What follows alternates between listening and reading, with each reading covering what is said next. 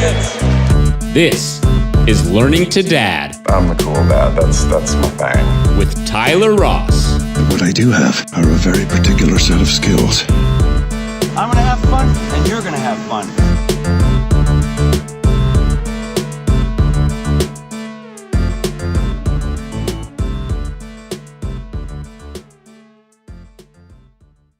All right. Hello and welcome to Learning to Dad. I'm Tyler Ross, and today's guest is Brian Nagel. Thanks for spending time with me, man. Tyler, I'm really excited to be here with you. Appreciate you having me on. Hopefully today we can learn and grow together.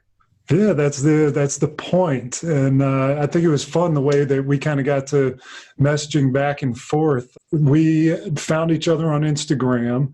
I looked at you and found that, so I think I recognize this guy from somewhere.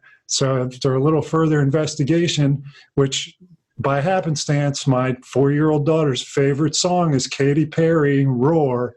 And there you are, the Katy Perry's boyfriend in that. And that was 5 years ago. So you've done a whole lot since then. Catch me up, man. What are you doing right now? You got Steelhouse Productions, movies. That was a big launching, kind of a launching pad for me as an actor and for an entertainer. But in those 5 years, I mean, I couldn't have imagined a better life. I've gotten married. I've got 2 baby girls now. I've got 2 feature films under my belt. And, it looks like things are going to continue down the path of growing and expanding on what I'm trying to do. So it's just been a whirlwind. I mean, I think it's been, like you said, 5 years, but it seems like it was just yesterday. And I look back and I'm like, what the heck happened in 5 years?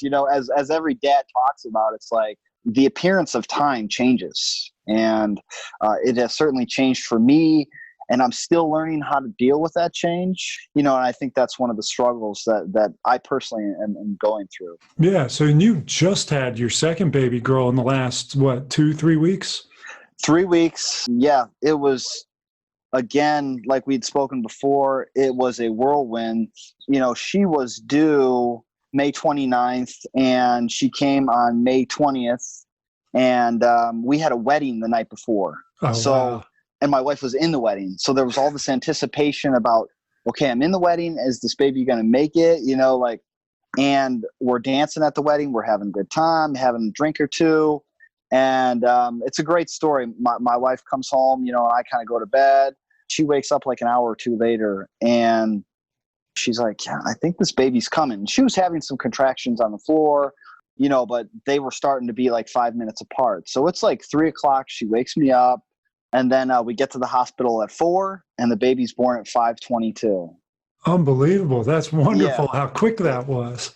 Yeah. My wife is such a champ and, it amazes me like how she kind of held out and she's like, yeah, I don't want to wake him. Like she was concerned about me. Like that's how awesome she is. And she wakes me up. We get to the hospital and it was literally 2 pushes. And I don't know if you were there. I'm sure you were, the birth of your children, but it's such a grueling process just to go get registered and to get into it. And the way that she did it, I was just like, and compared to the first one, of course, every child's delivery into the world is totally a different experience. So for me, this one was just like a blink of an eye and she's here, Yeah. That's so cool. I want to talk about like you're coming from Cleveland and your move out to LA. But while we're talking about this baby you just had and the birth, one of my friends actually in LA just had a baby a couple weeks ago and their labor story was traumatic. I mean, oh God, talk to me about your experience. Just so fresh. Like where were you in the room? What'd you do? All these things. So the traumatic those traumatic stories scare us all. Yeah. I want to put that out there. And I also want to say that those are the ones that kind of reverberate through our circles and through our tribes. Mm-hmm. But it is the most beautiful experience. And, I felt that my role in the birth was literally just to be my wife's champion. And one story that I like to tell specifically about my first birth is how special it was. Like, so we had the baby and I laid in bed with my wife for 2 or 3 days to help her heal and to just be right there with her. But specifically relating back to this most recent pregnancy, which was less than 3 weeks ago, you know, it's one of those things where I go there and it's, what can I do to help my wife feel more comfortable, be more confident, not be worried about what I'm seeing, the imagery that's going through my head, because I think that women are so caught up in how they look all the time and how does my husband see me physically. And I personally try to take an approach to see people from the inside out, you know, and that comes from their heart and their brain and their soul. And the beauty that my wife exudes, especially in these moments of stress and these moments of intensity, is just, it's awesome experience. So I'm there, I'm holding her hand, I'm just saying, breathe, stay calm. You know, so we got there and she was 6 centers dilated, and the contractions were basically every like 2 to 3 minutes. And they said, hey, this baby's coming. They called the OB, she's coming in. And my wife's like, you know, the thing with birth is it going to be a 24-hour birth, or is it going to be 12 hours? Is it going to be an hour? Is it going to be 10 minutes? We don't know. And that's that uncertainty that scares us. So my wife's like, you know what? I'm going to try an epidural, you know, and we got one for the first one. So the guy comes in, and for those of you dads out there that don't know, basically what they do is they stick a big thick needle in the spine, and then they have to stick a plastic tube in that hole, and then they inject it with saline, and then comes the medicine. Point being, it's a process. It takes time. And my wife never got the epidural because there wasn't enough time. So she did it full on, experiencing, you know, the pain, which to me was always a goal, but that's just kind of my approach. I'm always about like holistic and natural as much as possible. And my wife is a nurse at Cedars-Sinai, so she is she's educated on the medical practices and that kind of thing. So, but I'm always saying, hey, this is you, this is your thing. I want to trust you and support whatever it is you want to do. If you want an epidural, if you want whatever, do it, because I trust you and I'm here to support whatever you need to make this situation as comfortable as possible for you. So the epidural never hit, and her water had not even broken at this point. She's laying on the bed for maybe 20 minutes at this point, and the water broke, and she explained it to me as the most painful thing that she'd ever experienced. And to me, what I was thinking in my head was okay, what her body is telling her is that this baby's ready to come right now, and it's going to be this crazy, painful experience. But the body and the mind of a woman is more incredible than we all can, as men, we can experience, because we don't know. But you know, there's these chemicals that the brain sends to her body that says, hey, listen, you're going to have this baby. I'm going to help you through it. I'm going to make sure that there's pain blockers and all this awesome chemistry that happens in a woman's body to get her through this, having a baby. And to me, to see her experiencing that, it was so beautiful. And it was right after the baby was born. I took a picture. I said, hey, I want to take the first picture of you with your baby. And it was like 2 minutes after. And she had this look on her face, like she was just in this, you know what I mean? Like she's just like seeing stars. And to me, that captured the beauty of the moment, because her body had her prepared to have this baby. And she did it so, like, you know, if there's a word, if grace even, I don't know if that fits the situation, but to me it was graceful, even though there's grunting and yelling and chaos and stress and all this energy. It was graceful and it was beautiful. So it was, you know, if a man has an opportunity to be there with his wife and to hold her hand and to support her, her body is made for that. So, you know, if there's a piece of advice that I have for that is just to support, you know. But it was, you know, it's a mind-blowing experience. It's hard for me to, you know, the first one I think it changes you. The second one has a different effect, you know, and I'm sure you can relate. Yeah, most definitely. Well, how far apart are your two? So my first one is going to be 2 in July, and my second one was just born. So they're about 21 months apart, I think. Gotcha. Actually, what, July what? July 25th. That's why I'm July 9th. My sister is May 20th. That would have been too weird if we were Nice. just there. Well, But it's weird. I mean, I think there's some, the universe works itself out in the way that there's these connections of your sister having the same birthday. And, so my first daughter, she was born on my wife's grandpa's birthday, and my second daughter's time was like one of my grandparents' birthdays or something. It's just, it's so weird how there's so much connection, and it's beyond us, I think. well, listening to you talk about being a dad, and your Instagram page is Brian Nagel 8, being on your Instagram page and exchanging messages with you, you seem to have this consistent sense of kind of awe about the way your wife was, the way she is, the kids that you have. Has that been like an orientation that you've always had, or is that something you worked to kind of get to? I think it's something that as I grew into a man, it was something that I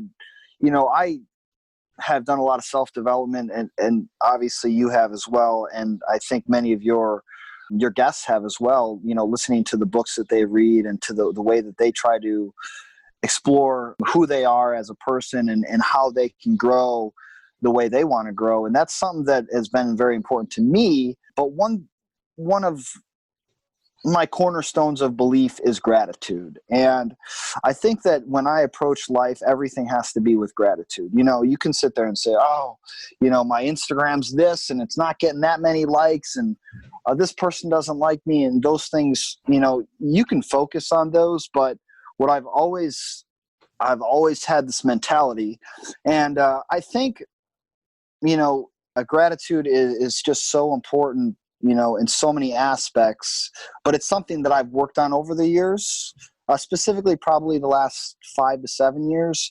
But I will say there's a residing story that kind of resonates with me as a child. And when I was in, I don't know, 3rd, 4th, 5th grade, my mom got me this poster. It's like when I was a kid, when we were kids, it's like you got a poster. It was like, dude, I'm hanging this up in my room. This is so cool, right? Whether it was Batman or Thor or whoever it was during the day. Yeah. But I got this poster, and it was this monkey, and he was like doing the splits, and he's wearing like this Hawaiian shirt, and he's got his glasses on, and it says attitude is everything. Yeah. And I might have only hung in my room for a year or two. I probably outgrew the imagery that was with it, but the saying attitude is everything stuck with me. And that was just a resonating moment that I think helped formulate my thought processes in life. And, again, there was another one in 6th grade where my teacher, people had to say one thing about a person that they liked, right? And my teacher, my 6th grade teacher, Mrs. Higby, told me, hey, what I like about you is you're always smiling, whether you're talking to somebody or you just have this pleasant energy. I don't see myself as that person, but I'm happy to be that person. Yeah. But those resonating moments, they have an impact, and I think you have to choose those moments in life to see them and see how important they are. So attitude and gratitude. You read these books and they tell you, when I feel depressed, and I do sometimes, I wake up and I think about what I'm thankful for, and so I choose to kind of live in awe, like you said. And sometimes when I forget what I'm doing in life, that's what I have to do. And it brings me right back to my center, So that's awesome. In fact, I'll share this with you because this is today. This is my gratitude list for the day. Dude, that's awesome. Yeah, it's a nice movement on Instagram. I think it's called Daily Gratitude is the link. I haven't kept up with posting it, but it's a great way. It's like better than a cup of coffee, getting your mind right and trying to stay cool. Just 10 little things from hot coffee to the health of your family. It's great. So I can appreciate that. Yeah, and I think that, there are so many people out there that struggle with, in our day and age, with depression, anxiety, and just the struggles of this day and age that we live in, the competitiveness and but what I've always told myself is that if I can practice gratitude, that I'm going to be okay. And I want others to go out there and to practice these things too, because I know that it will change your life, And that's my goal, is to help others and to inspire, So I'm glad you're doing it, and I'm glad you're sharing that message, because, when I see your page and I see the way that you kind of do things, I'm like, dude, this is somebody that I can see, and I can look up to, and you can be a hero of mine. So I appreciate, what you're doing. That's, I want to reiterate to people, like, knowledge is such power, and just knowing that if you have this capability to write 5 things down that you appreciate, and I think we all do for the most part, it'll change your life. Yeah. So I'm grateful for that. Thank you for saying that, Brian. And yeah, you're obviously making an impact too, because you've got an extraordinary following, just in terms of, people wanting to hear the message that you're trying to share, which is a wildly positive message. Do you think that you were raised in a way that kind of helped you, like, cultivate that inside of yourself? Did your parents treat you in a particular way? It's weird, because I think everyone has a story, and mine has some dark chapters, like many, and I think people don't realize that about me, or don't realize that about everybody. Like, everybody has somebody in their family, whether it's cousins or friends or associates or whoever, that maybe struggle with addiction or sickness or obesity or depression. And so I had some real dark chapters in my life, and that's not what this podcast is about, so I won't get into it. I think that kind of, those experiences drove me to who I am today. And, kind of going back to what we talked about just a few minutes ago, when somebody sits there and says, well, I don't have this, but you do have these other things to be appreciative. So I've kind of just, again, like, use that as my thought process to get through my dark days. Now, I had 2 great parents. They got divorced when I was a young man. And I think, what we learn from our parents is what not to do for our children. Mm-hmm. So I'm trying not to do some of the things that they did.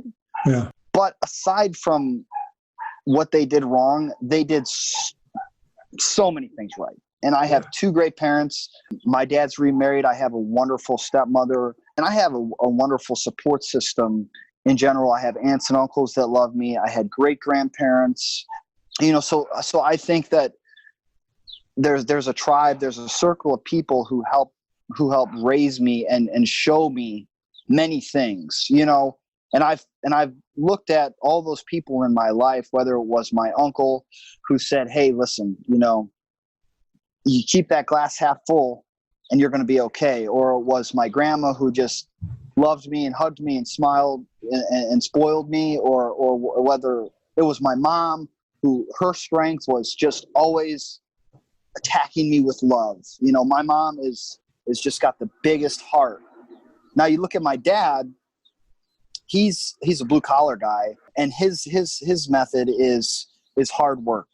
Mm-hmm. It's, dedication to job. And, so you pick and choose those things that you learn from people, right? And the gifts that I've been given from those people are just incredible. So I always tell people, I consider myself a very, very hardworking person that's extremely loving and spiritual. And I talk about the loving spiritual side I got from my mom, yet my business entrepreneurial sense, my hardworking ethics come from my dad. So it's this yin and yang that were presented to me as a child. And I feel like I've been gifted both of those. Incredibly blessed to have those 2 people that showed me such strong viewpoints that brought me to who I am today. So I think, to answer your question, I have been given so many gifts as a child to get me where I am today, but needless to say, there were also some things that I had to work through, so yeah, I was very blessed with a strong upbringing in so many ways. Yeah, that's a potent combination of hard work and discipline with spirituality, gratitude, love. That's awesome. Tell me about being in Ohio and the decision to come out to LA. Ohio is, it's that Midwest charm. I was born and raised on the west side of Cleveland. Couldn't think of a better place to grow up. The environment there is just, it's safe. It's, the weather's not the best, but there's so much there's so much to offer in Cleveland, and I loved it so much. I went to school originally to be a pilot. I went to Kent State University and studied that for a few years. And what I kind of ultimately decided was, being a pilot is kind of like moving up that corporate ladder, right? It's you work about 5 to 10 years. After that, you've got a good schedule. You're making good bills. You're doing what's right. But I wanted something a little bit more. I don't say I wanted uncertainty, because I didn't want uncertainty. I wanted, let's say, more opportunity to have control of my life. And so I was like, you know what? I think I'm just gonna go the business route. I'd always been an entrepreneur. When I was in grade school and high school, I had my own law business. And before I went to college, I had saved up $20,000 of my own hard-earned money. Wow. Which, at the time and among my circle and among my community was a lot of money. And so, but it was that entrepreneurial spirit that I really appreciated, and it was kind of who I was.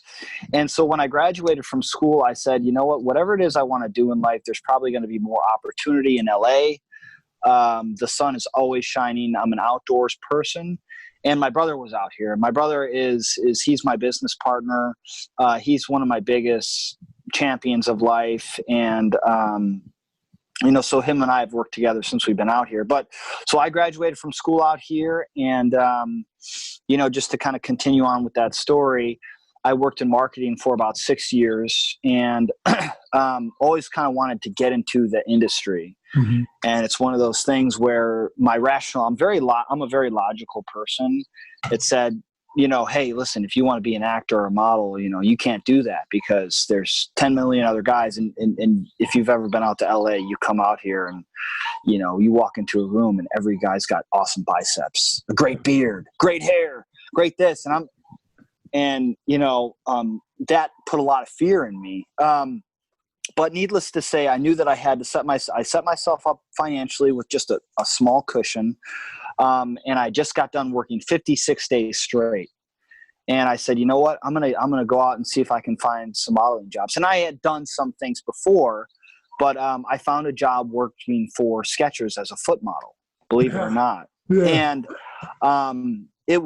this was like 7 or 8 years ago. So I've been a foot model for Skechers, and that has been a great substantial bill payer for me for quite a while. And I think the point is that, I jumped off the ledge, and, I was afraid, I was scared, and now I'm fully in it, and I'm still scared, but I'm moving forward,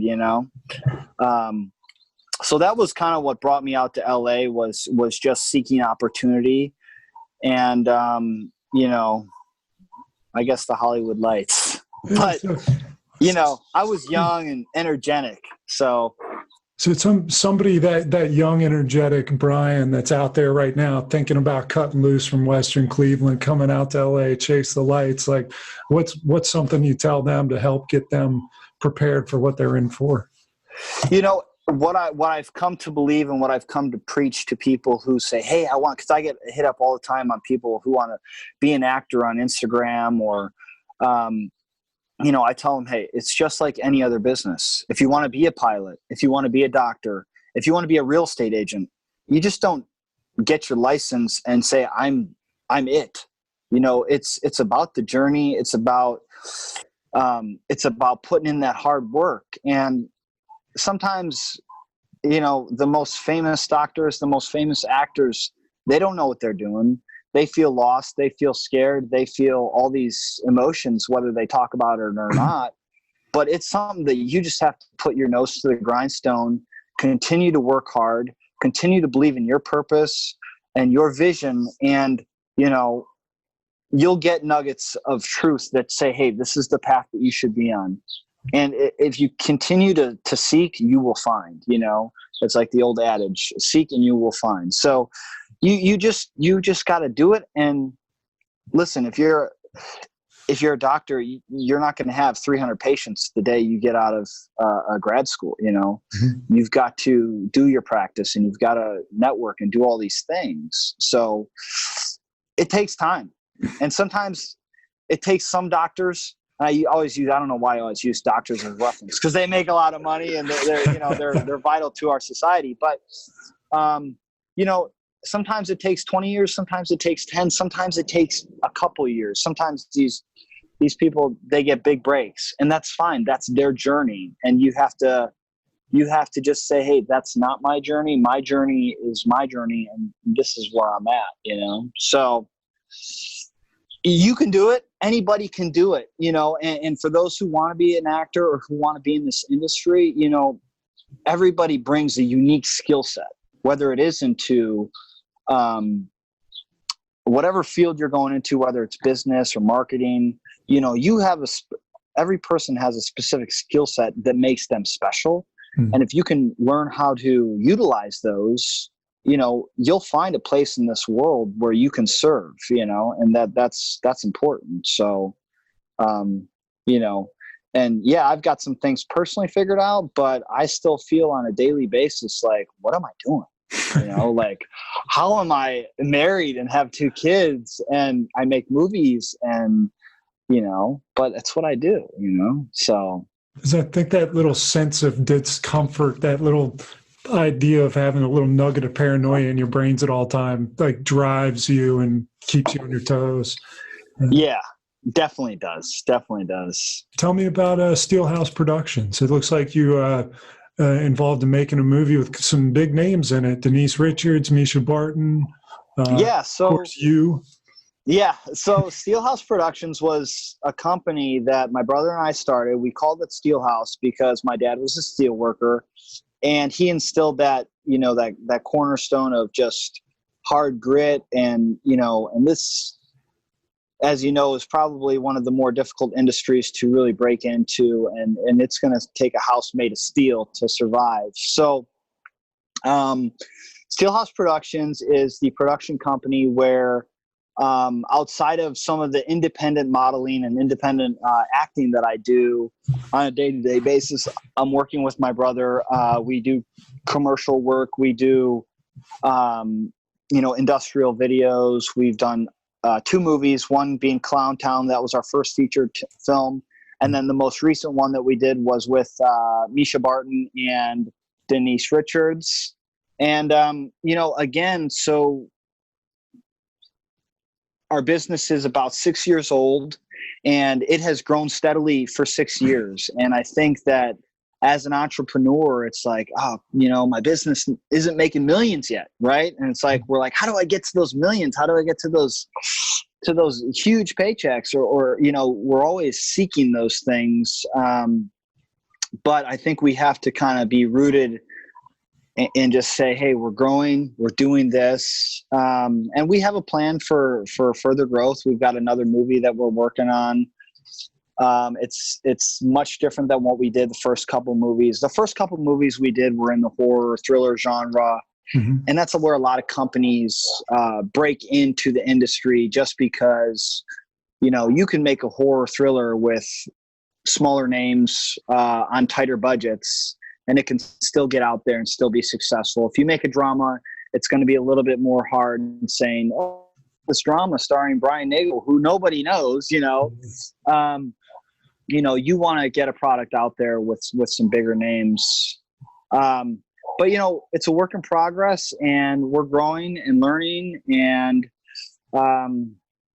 it's really exciting to have a company where you work with a family member. Do you work with family members? Yeah, my father and I work together. Okay. So, my dad just retired like a month ago, so he has worked on both of our movies with us. And I'm sure you can share, when you working with my brother, it's been such an incredible opportunity because he's a great guy, and he's got a lot of the work ethic that I do. Mm-hmm. But I think there's just this drive to just make this happen. And we have a shared goal, that, we want to employ people, and we want to help them pursue their dreams. And, so Steelhouse is it's if it's probably my third child, Yeah. So It's just every day, wake up, what can I do for Steelhouse? How do I get that next movie moving a little bit faster? And,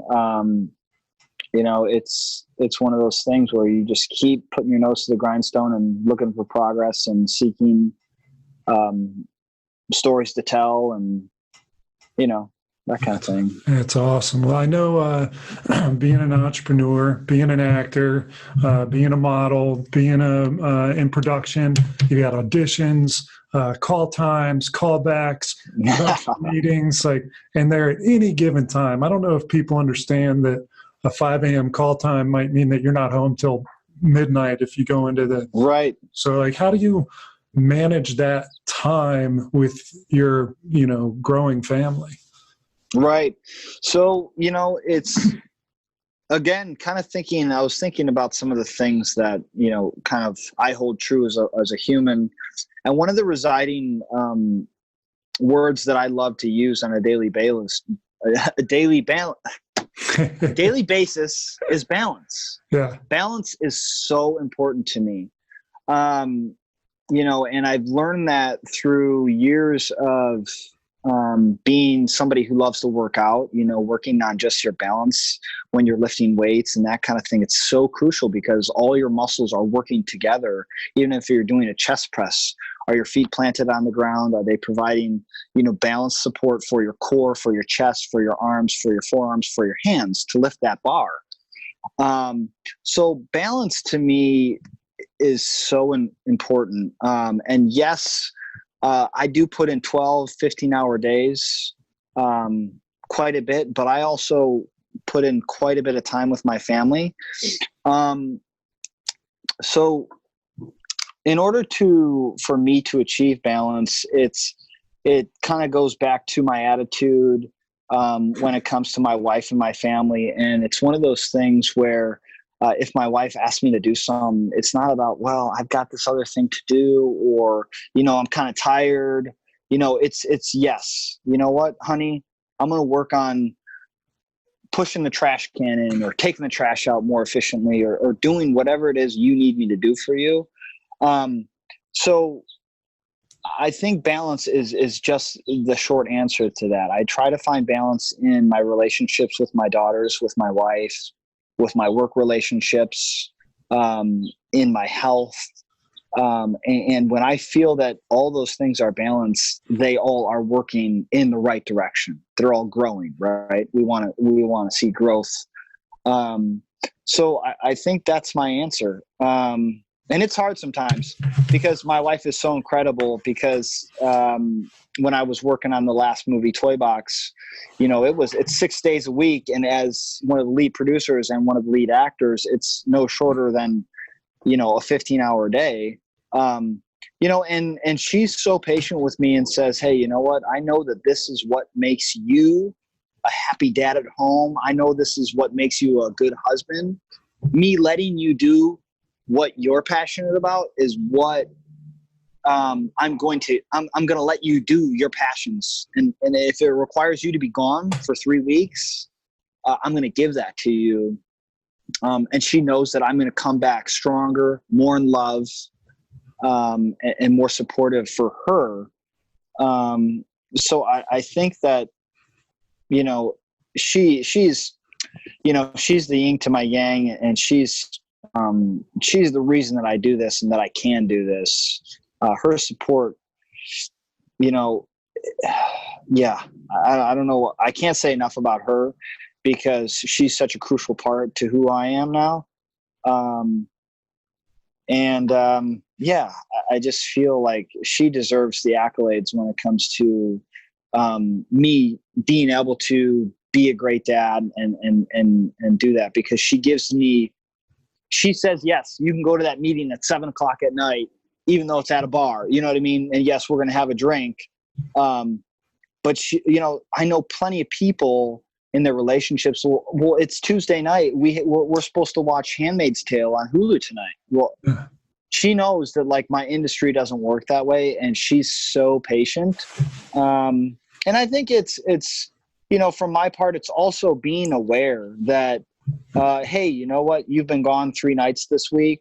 it's time to have a family date and take the family out for ice cream or go to the park. So I think it's an awareness of being able to balance those things. And by no means so many things. Yeah. Yeah.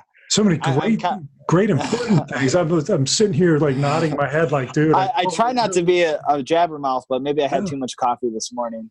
No, I'm with you though. I mean, the importance of understanding from the relationship standpoint what fulfills your partner, and that your wife is aware enough to see that you are not your best you if you're not doing the things that fulfill you, that allow you to be energetic and loving and present while you are there.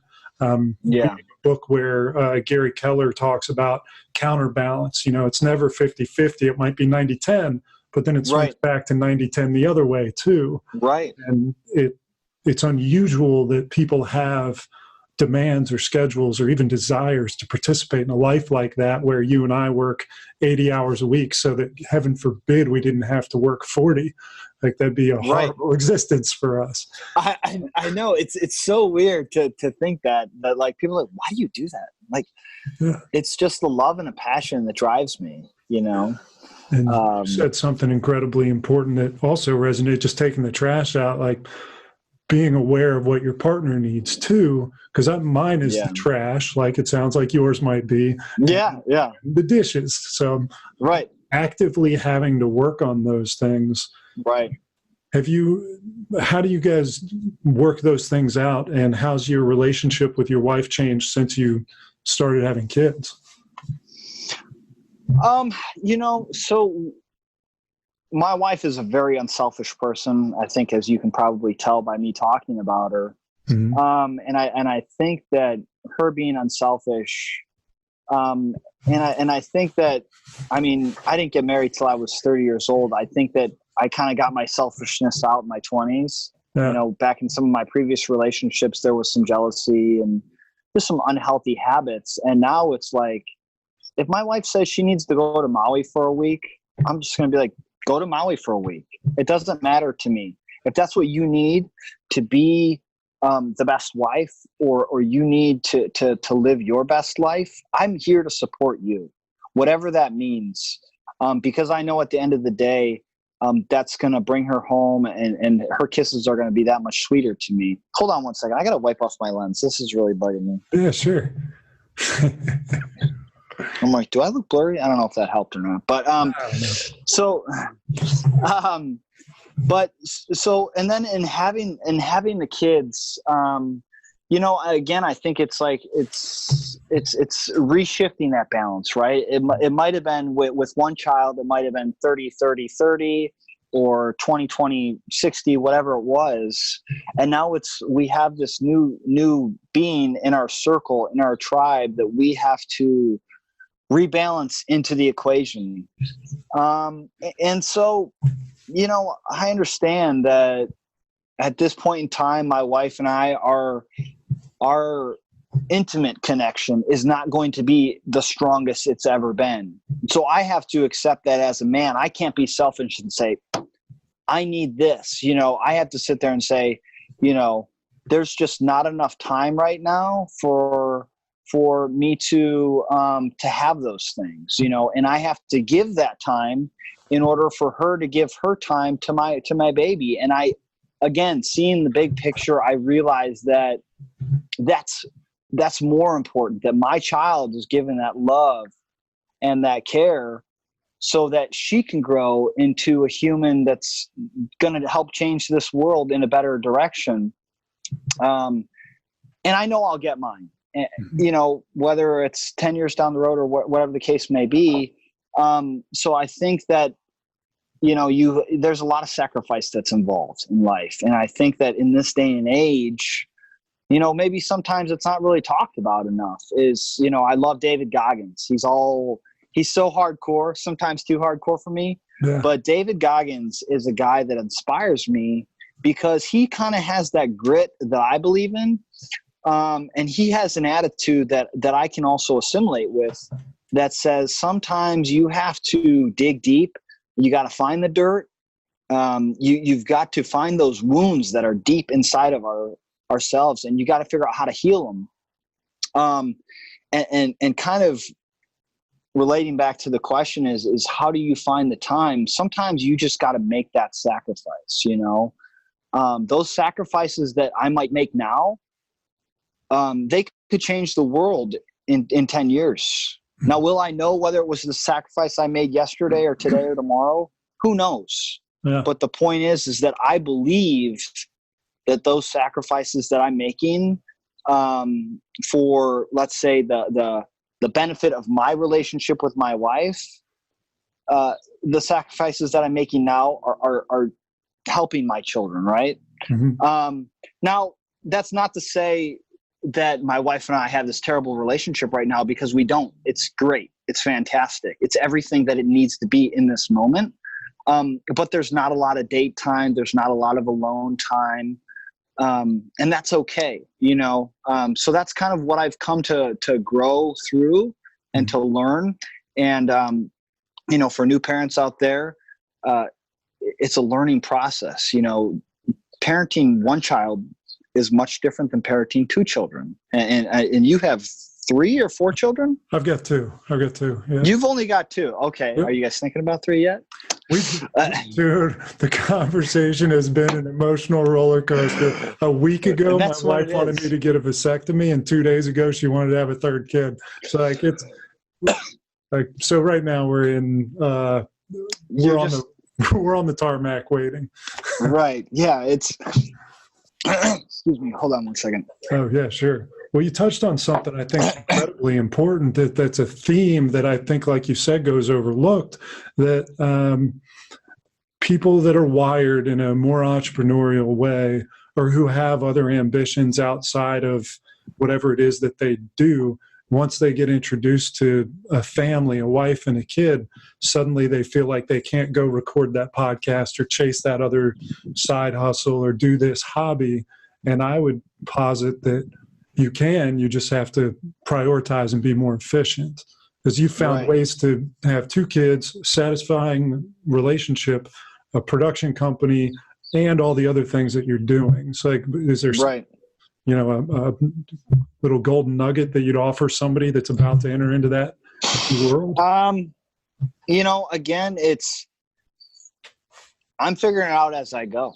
And it's hard. It really is hard, you know, because, so, you know, I've, with this new second child that I have, you know, what I find myself asking myself is like, how am I going to do this? You know, and it's scary to me. And it's the same thought that I have of, how am I going to be an actor? How am I going to be a producer? You know?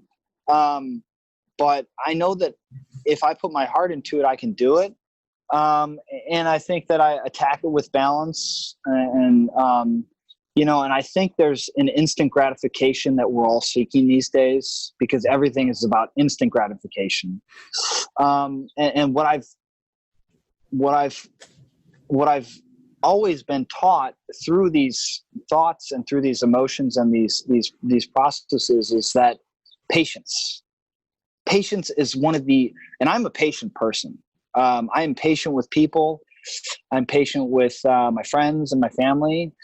But I feel that I'm least impatient with myself, meaning, you know, hey, you're not where you want to be yet. You know what I mean? So when it comes to me trying to figure out how to be a dad to 2 children, how to be a great husband, how to be a producer and have this Steelhouse Productions company, you know, I've got to just be patient. And it's such a hard thing to do, because it's a constant practice. You know, you're patient one day and the next day you're super impatient. Mm-hmm. And then you're impatient for a week, and then it's like you're patient for 3 weeks, and then it's like, I got to get this done now. Like, it's got to happen now. It's like, just calm down. Like, you're in process. You're in this journey. Like, my wife and I so going back to the 5 years that I've had. So 5 years ago, I got married. And so my wife and I asked my wife to marry me on the set of my first movie, Clowntown, in Cleveland, right? Yeah. So from that moment, I asked my wife to marry me on set. We got married. My first movie came out. I had a baby. I had a second baby. I made my second movie, and I just bought my house. And I just bought my house. So I just bought my house about 6 months ago, and I did a pretty big renovation. I did all new electrical, all new lighting, all new floors, about 40% new drywall. Yeah. I put 100% new kitchen in it, and I did all the work myself. Yeah. I had my cousin come out and help me for 6 months, or for 6 weeks, I should say. But so in these 5 years, these are all big things that have happened to me, right? And I'm looking back through this process and thinking, dude, like, your journey is so beautiful and you have so much to be grateful for. Like, you've done so much. And to some people, this is maybe a lifetime of work, right? For me, it's just my journey these last 5 years. And I know that I have so much more to offer this world and to inspire others with. But going through this process, it's been crazy stressful. But to look back as kind of and see the big picture, like, wow, like, this is cool, man. Like, you're doing everything you say you want to do. You want to build a house for your family. That's basically what I did. Yeah. And to say that I'm raising 2 kids in one of the most expensive cities in the world, being a producer and owning a production company and being an actor and model, like, I know how hard that is. You're doing it, Brian. And like, I have to give myself these motivational pep talks, but kind of, again, I try to think about how can I relate to our listeners and like, because I know that, like, hey, listen, I have these fears. I have these anxieties like everybody else. Like, can I do this? Like, how long can I do this? Am I going to be able to put my kids through college? Like, but I can't focus on the future and I can't focus on the past. I can only focus on the present and say, what can I do for my family today? What can I do for myself? What can I do for my wife? What can I do for my production company? How can I inspire Tyler? How can I inspire his listeners? And how can I make a positive impact? So, this journey's just been so incredible. Yeah, I tend to take this on like this weird journey of, you ask me a question and then I go down these little rabbit holes of answers. So No, I'm only. I hope I'm offering some goodness to those. So. Oh yeah, I want to ask you about that particularly, because it seems like a lot of the rabbit holes you go down to are focused on putting attention on other people and being of service and adding value. So when you are in a stage of self-doubt that you feel like you need to get yourself out of, it seems to me that that's your way of doing it. Of how can I help somebody else? Is that true? And are there other things that you do, like writing goals or lists or meditating or some practice that helps you overcome self-doubt in those moments? It's all very true. It's all very true. There's a million tools out there that we can all use, and I think every person has to find what tools they can use to get through their journey. Mm-hmm. So yeah, meditation is a big thing for me. Health and fitness are like, so before I was married, health and fitness were like just one of the top echelons of my game, right? I was had the tightest 6-pack and I was running, 30 to 50 miles a week and just eating spinach, eggs, and every single day for breakfast. And I mean, there's so many facets of life that I believe are important to constructing a full life, right? So say your question again, because I'm already down the rabbit hole and I can't. Well, just like practices you might have. So I think some practices that I have are, gratitude, listing. Sometimes one of my practices is listing 5 things that I'm grateful for, either before I go to bed or when I wake up. In some of these moments that I do find myself struggling, I chime back to this list of 5 things that I can be grateful for. But I think, health and fitness are so crucial. I think so many people out there that struggle with some of these things, they don't realize that food is our medicine. And if we're putting good food in our bodies are going to feel good. If our bodies feel good, we're going to be able to accomplish more things that we want to accomplish, whether it's just being a good husband, and that means cleaning the house for your wife. You're going to have better energy to clean the house for your wife if you're eating good food. Yeah. And I think it's so crucial to drive that point home with my people and try to inspire them through that. And granted, it's been, having 2 kids, and going through this most recent journey of buying a house and all this newness. I'm still trying to find myself. I'm still trying to find my new rhythm. And some days I wake up and I feel like I'm in a rhythm. I wake up, I get up and I do like a 20-minute stretch. Right now I've been reading Wayne Dyer for the last year, which I'm not sure if you've heard of him, but he's an incredible know him well. Saw him in teacher. Tampa live. Yeah. Oh man, that's incredible. A friend of mine back in college introduced me to him, and here he is still with me, inspiring me. So, there's so many tools out there for people to utilize, whether it's you look up YouTube and just Google search motivational speeches. Sometimes that gets me going in the day. And sometimes it's a cup of coffee. Sometimes it's my five points of gratitude. Sometimes it's a workout. And some days, I don't get to do anything, and those days, maybe I'm not my best, but I chug through them and I know that tomorrow's going to be another day. I have a strong sense of faith that God has a plan for me, and what I'm doing is the right thing. So I try to follow that path that God puts in front of me. And, wherever that takes me is where I'm willing to go. Sometimes I think there's people get so caught up in their ideas that, hey, listen, I want to be an Instagram influencer and that's what I'm going to do.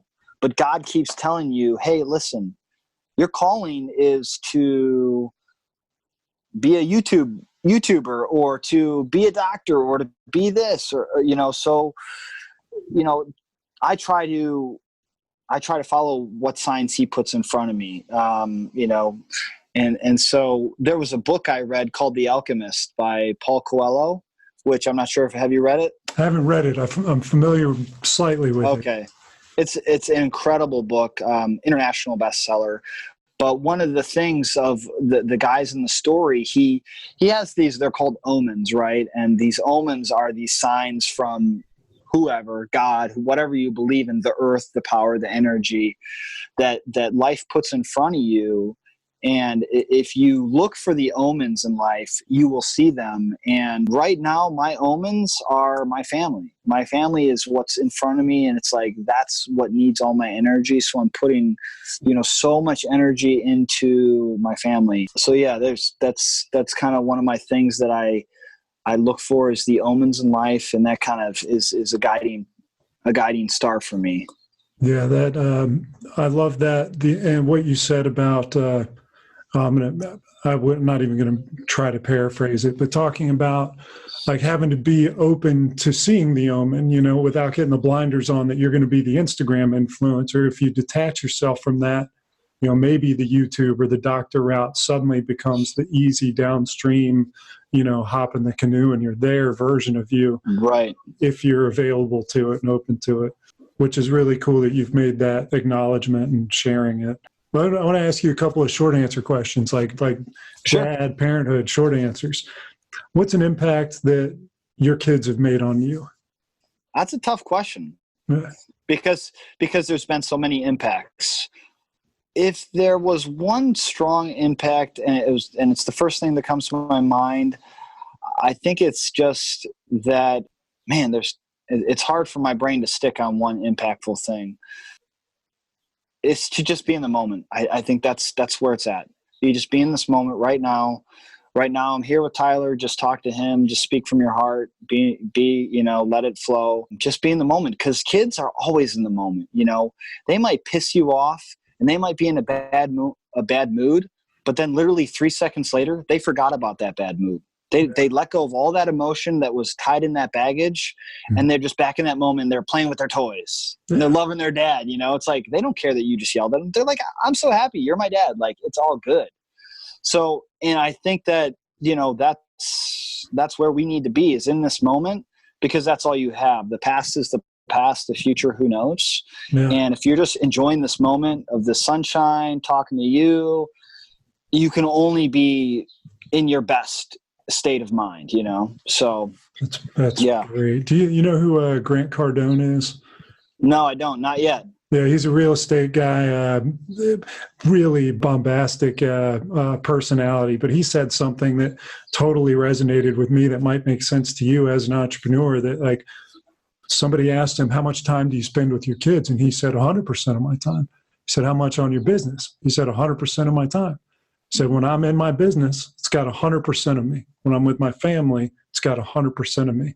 And that, right. I just feel like that's another way of what you said that made sense to me.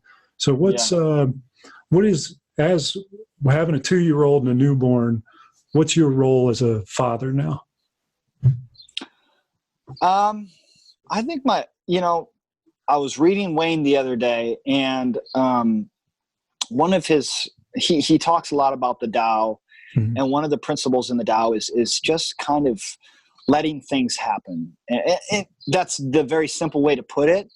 But I think my point is that even in being a father, I think people see control in life. And I think sometimes, they say that you just have to let go. And life has a way of working itself out, whether it's with your relationships, with your children, or with your wife, or whoever.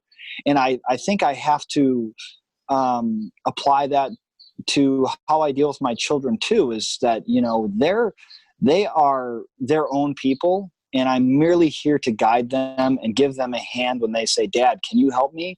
And Dad, how am I going to do this? Well, here's how I would do it. You could do it that way, or you could do it your own way, because the older we get as more experienced adults, it's like you can't change people.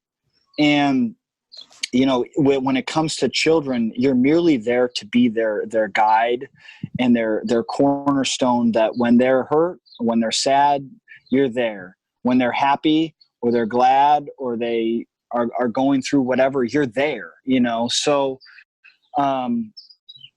that's my role is literally just to provide support in any way that they need support, whether it's they need food, or they need love, or they need discipline or guidance, or whatever it is.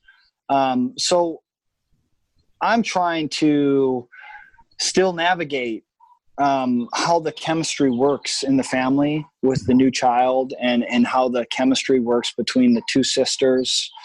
And but it's working itself out so beautifully. And so I think what I'm here to do is just be a vessel for them to achieve their life. Their life has its own direction, its own goals. And if there's something that I can do to facilitate those goals, or to, propagate them, then that's what I'm going to do. I just have to water the plants, and they grow, That's awesome. Something that's important to me is resilience. How do you think you can teach children to be resilient? I think resilient is such a brilliant word, Tyler.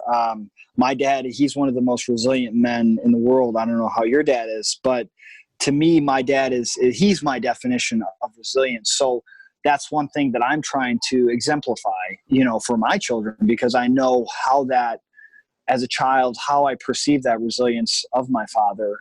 And I want to be that for my children. And I think, it's important to to me, what resilience means for my children is being consistent, right? It's giving my children the time that they need. It's giving them the inspiration they need when they need it. It's giving them the tools they need when they need those tools to go on their journey. So that resilience, it will. I think that's one thing that I'm working on is trying to be a resilient father. And I think that means consistency. I think that means, it means a lot. That's a big word when it comes to being a father, is resiliency. And I never really thought about it maybe until right now, but it resides in what I do and how I do things. It's awesome. So what's the greatest hope that you have for your children?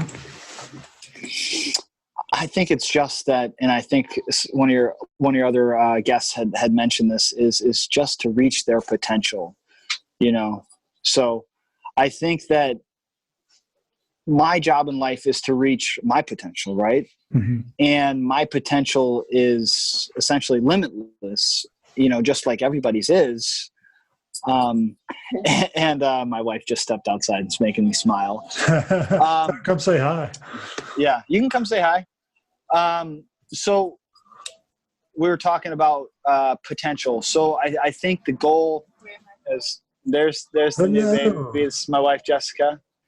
Hi, Jessica. And what's your baby's name? That's baby Savannah. Hi, about baby 7.5 pounds. So awesome. Good job, Mama. Oh, she's incredible. So I think, reaching the potential. And I think that it's my goal for my children to reach their potential.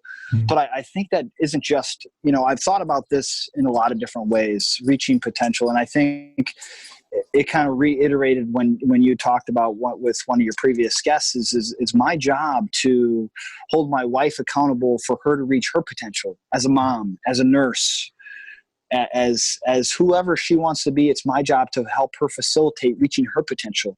As a friend, it's my job to help my friends reach their potential. It's my job to hold myself accountable to reach my potential, but it's also my job to help my kids reach their potential, whether it is at 3 or 5. And it's, your potential is always changing. I think as you grow and as you learn. So I think that if I can do anything to help them reach their potential, whether it is, if they want to be a math person, how do I help facilitate that? So it's a hard thing, but and I think one of the hardest things about trying to help people reach their potential is sometimes acknowledging the truth. It's a hard thing to say, hey, listen, you know what, Brian, you weren't meant to be a pilot. It's a hard realization, but it was the truth. And, if you can tell your friends the truth or tell your children the truth, sometimes it's a hard truth, but you can do it in a loving way with patience and soft guidance. It will maybe make them blossom into that next level of potential that they are meant for. Love it.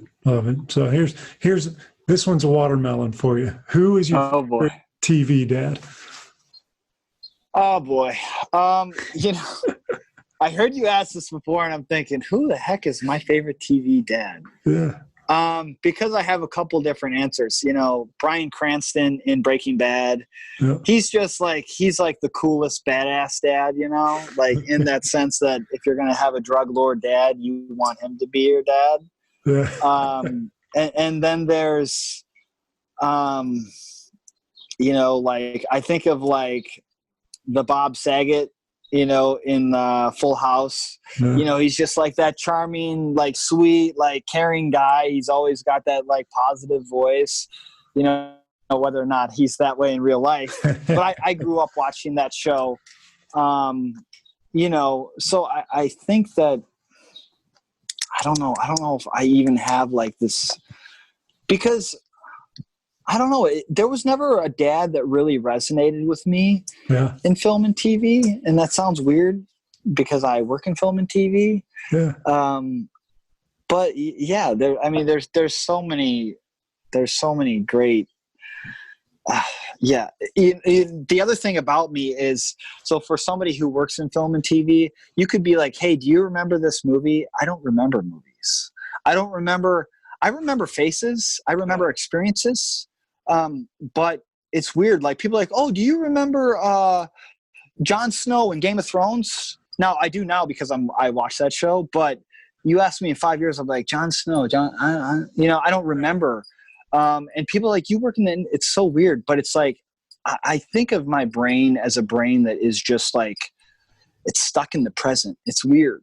It's so weird. And I almost think of it as a deficiency. My wife could remember a scene in a movie from 30 years ago, and she'll be like, how do you not remember this? I'm like, I don't know. It's just like, it's just like one of my character flaws, So that's like a really hard question for me. Like, oh, who's your favorite character in a movie? I'm like, I obviously have some of these things for sure written down and in cemented in my brain. But as far as TV dads go, there's a couple that stick out. But yeah, it's not like there's one who's just like, oh, Homer Simpson, Yeah, so, done, one and done. Yeah. A little bit from everybody. So if you were writing a book about your life as a parent, what would the name of one or two of the chapters be? So I think one of the chapters would be just go with it. Life takes you in all kinds of crazy directions, and your kids are going to put you in situations that you've never seen yourself in. My daughter swallowed a screw like a month ago, 2 months ago. Now it was in construction. It was a small one, and it didn't have a super sharp pointy end, but just such a scary moment. And it was like, I saw the screw sitting on the table. My wife saw it.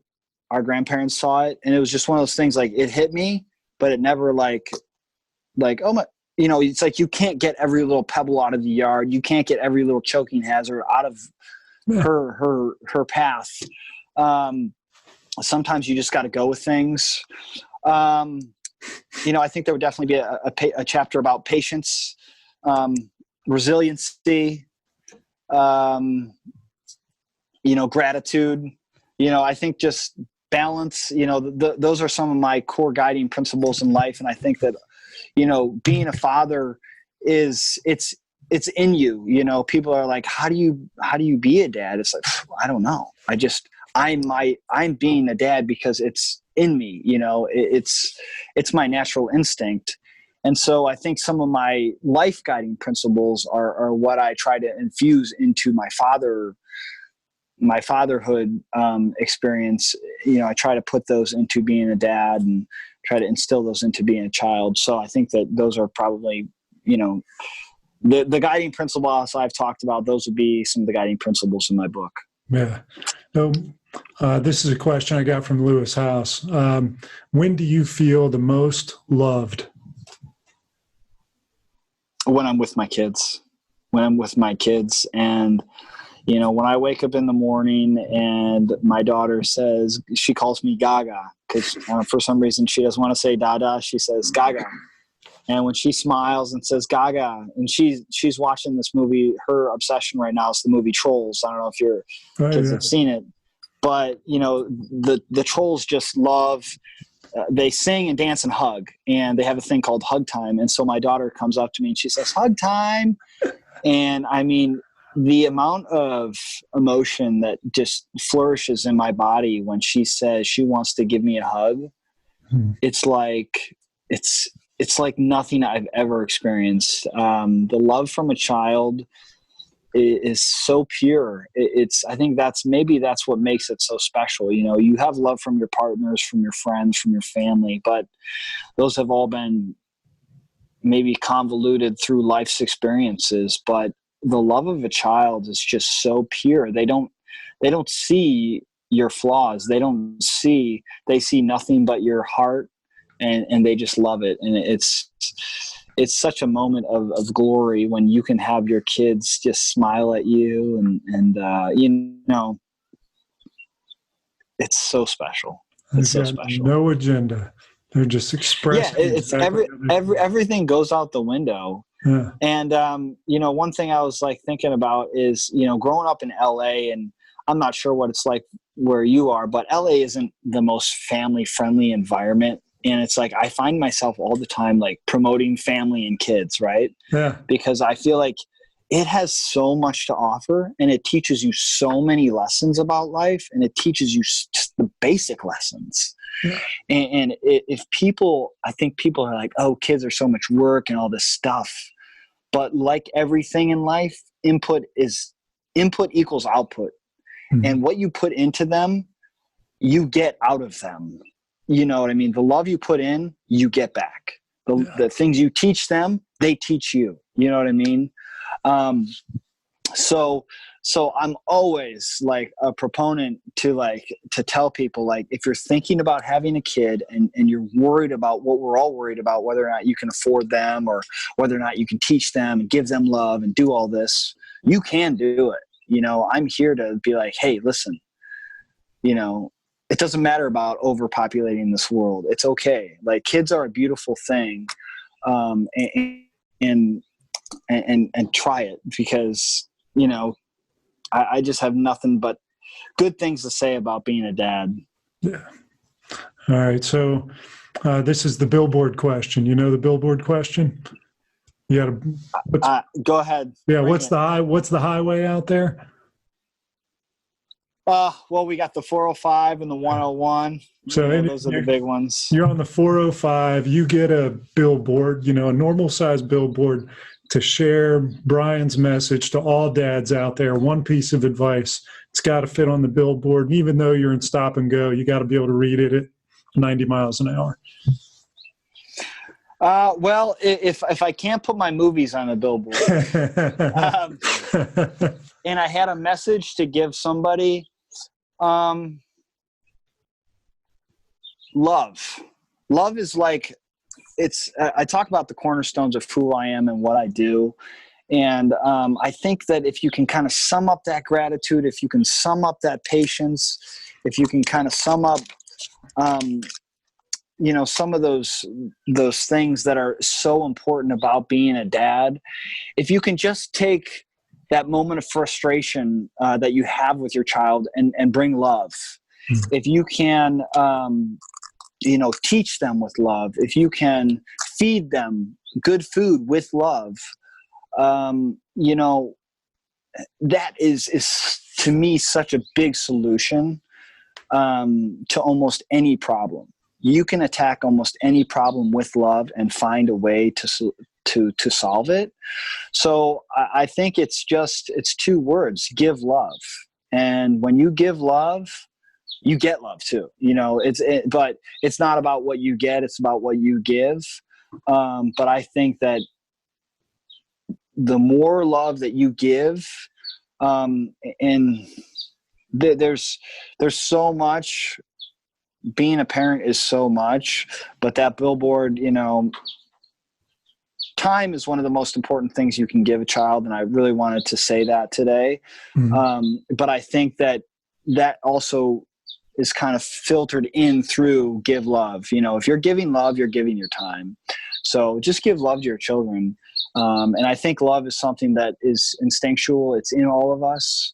And I think that if it's something you continually work on, you can give more. And you can, you can grow that love. So it's something that I continually work on, attack those moments of frustration with love. And I think you'll find yourself better off in the end. Yeah. So give love. Couldn't agree more. I think that's a great answer. If you had no constraints, no restrictions, but you could give a gift to every father on the planet, what could every father have? I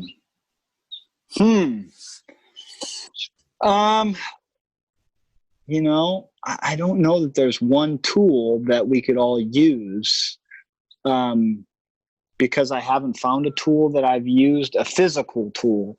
What I found to be the most successful tool that I've been given is probably just my heart and my brain. And just that mentality that if you're giving your time and your love, then you're giving them everything. So I think the one tool is just to try to find another moment of love to give your children. I don't even really know if that's a clear answer.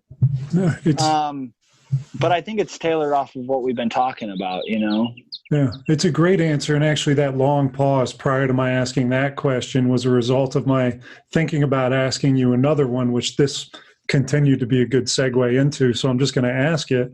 But I think in order to give love, you probably have to be vulnerable in order to give love. And I think that vulnerability, the fear of vulnerability is maybe overstated. I think that the fear that people have associated with opening themselves up to give love shouldn't be as big as it is. I understand it, but I'd like to hear your thoughts. Yeah, I don't think as many people understand vulnerability as maybe you do.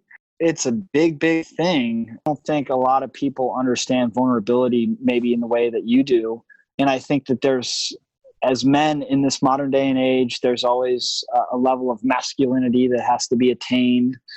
But I think there's a certain value to everything. And I think that vulnerability plays a large role in giving that love. Like everything, it's a practice.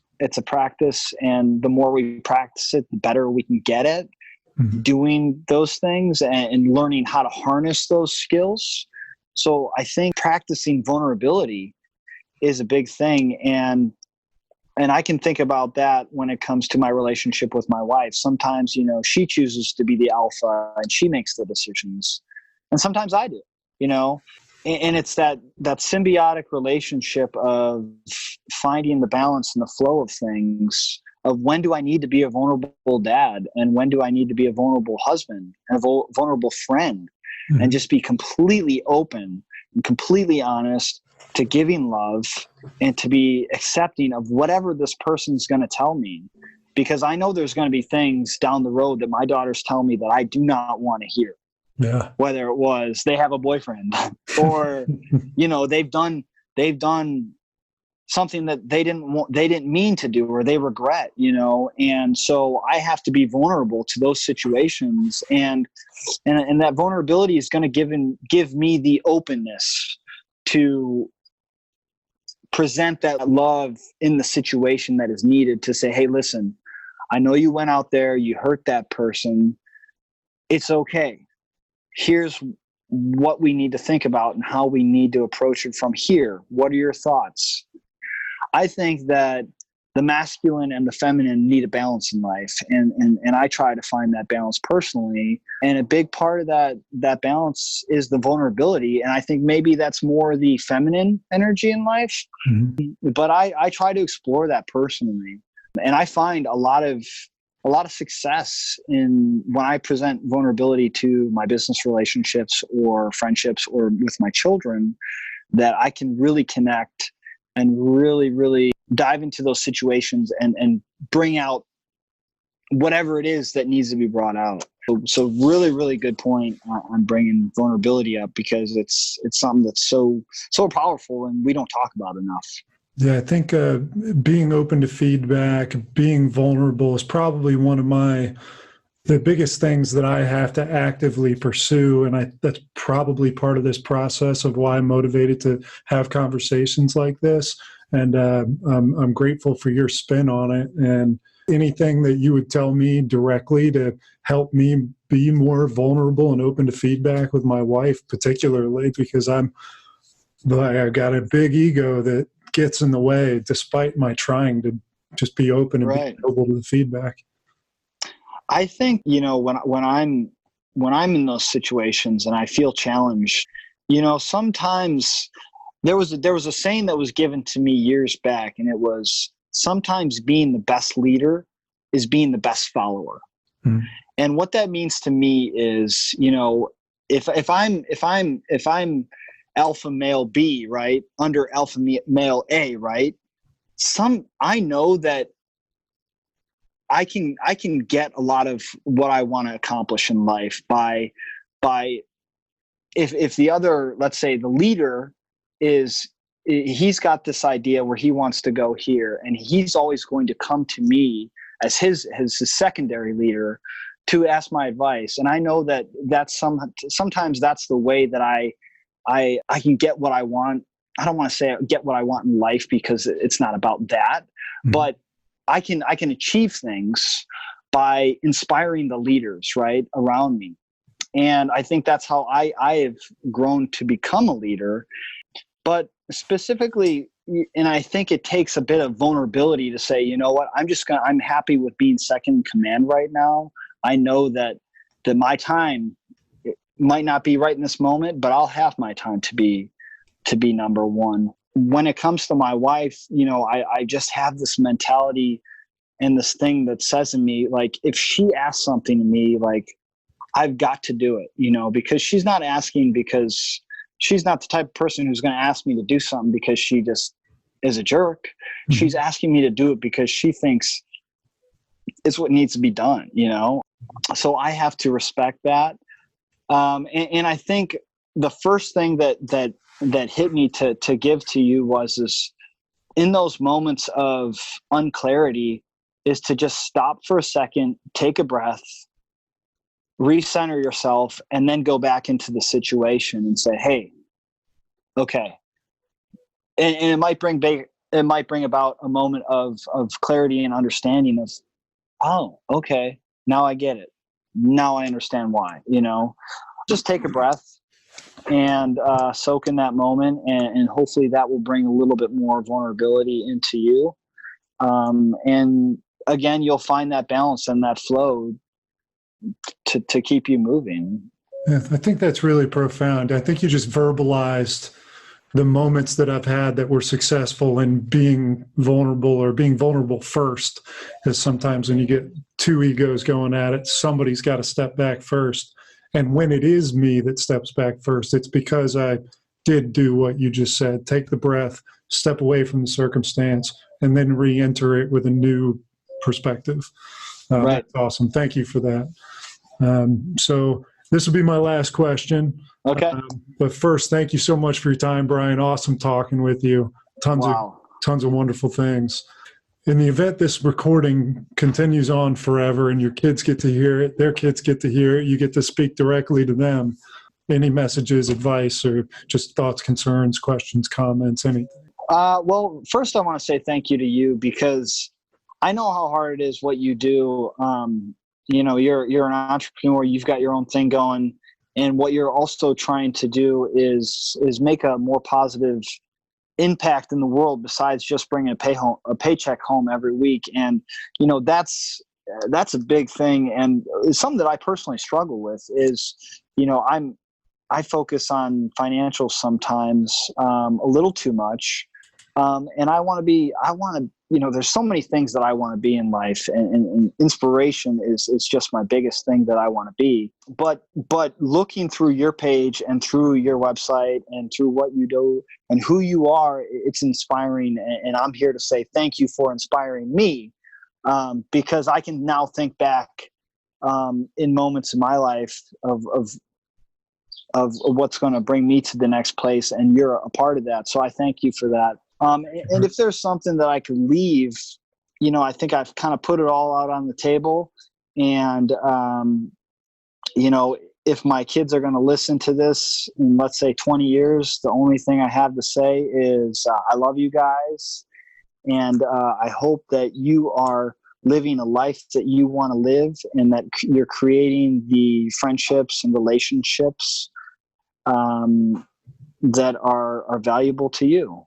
You know, and just continue to give love and be patient with life. And, you know, it's a journey. Enjoy that journey, because everybody's on it. And, you know, there's so much that life has to offer, and just continue to seek and you will find. It's awesome. Brian Nagel. Check him out on IMDb. Check him out on Instagram. Check out Toy Box. Clown Town. Clown Town. It's coming up soon.